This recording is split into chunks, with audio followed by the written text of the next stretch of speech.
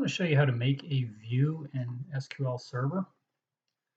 The idea with a view is it's just a different way to see data in a table. So if you have a table with data in it and you want it to be shown in a different order when people see the data, or you want to see all the data except for a couple fields, a view is a good way to do that. So I'm going to open SQL Server Management Studio.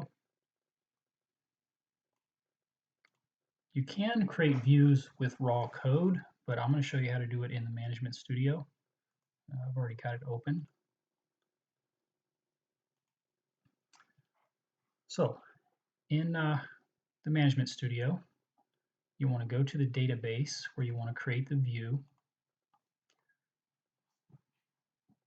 So I'm going to go to this database here, and instead of giving users direct access to a table, I'm going to create a view and allow them to see the data that way. So in Management Studio, find the database that you're working on, expand it, and then notice there's a views area. So that's where we'll create a view. To create a view, just right click views and do new view.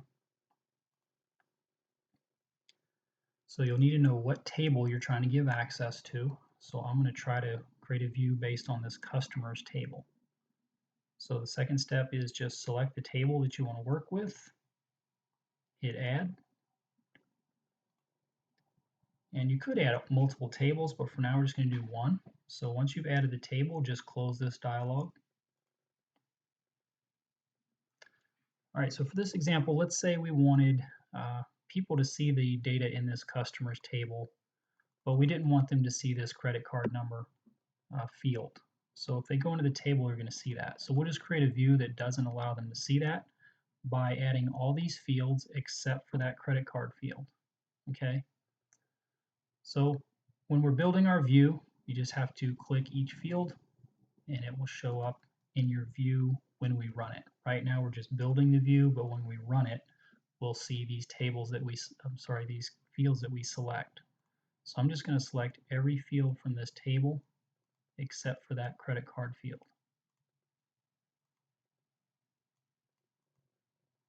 And that's it. When you get further into views, you can customize things here, but for now, let's just create this simple view. Let's save it and run it to see how it works. So I've got everything except the credit card number field there. So you just want to save your view. You can either hit this little save button up here, the little disk, or the way I do it is I usually just close this design area, hit yes, and save the view this way and give it a name. So we'll call it customer info or something.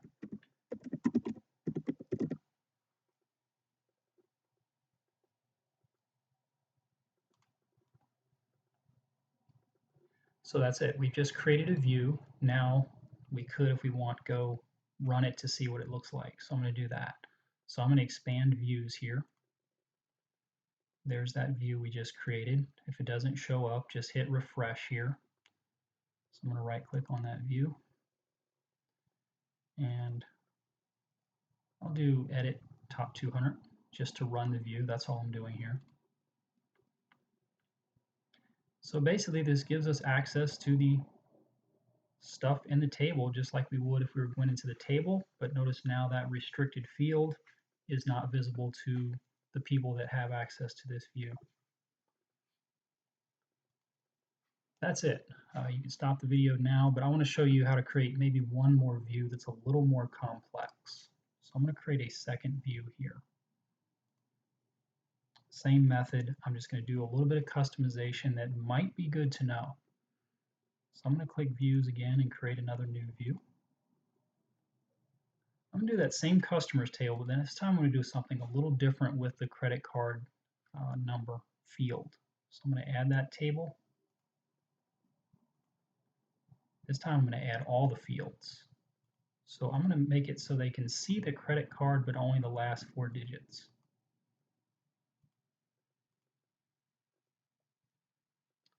So in order to do that, we have to add that field, but then we want to do something to the field to customize it. So one thing you can do with views, other than add the fields, which I've done up here, is you can edit some things down here. So instead of just showing that whole credit card number, which is a 16-digit with some dashes in there as well, I'm going to show them just the last 4 digits of the credit card number. So I'm going to create this view so that it'll do that automatically. So down here where I have that credit card number field, I'm just going to do a substring. That's a function in SQL. It's not that important to know what it does. You could use it the way I'm about to show you anytime as long as it's a character field. So I'm going to do substring and put that field name inside parentheses. And when you're doing substring, you got to provide a couple more things. Where to start, so I'm going to start towards the end of the string and how many digits to show. So I'm going to show 4. One other thing I'm going to do with this view, which you don't have to do, but this will basically, what I just did there, will show just the last 4 digits of the credit card number.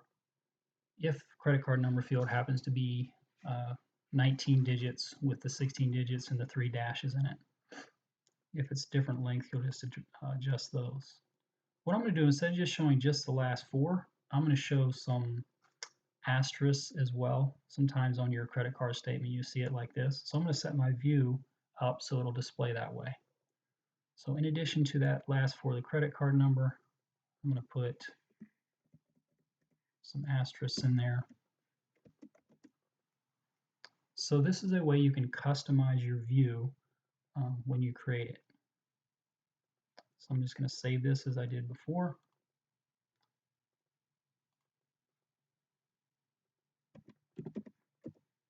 I'm just going to give it a simple name here so we can run it real quick. So let's open that up just to see the difference there. Notice my view doesn't show up. I'll hit refresh. There it is.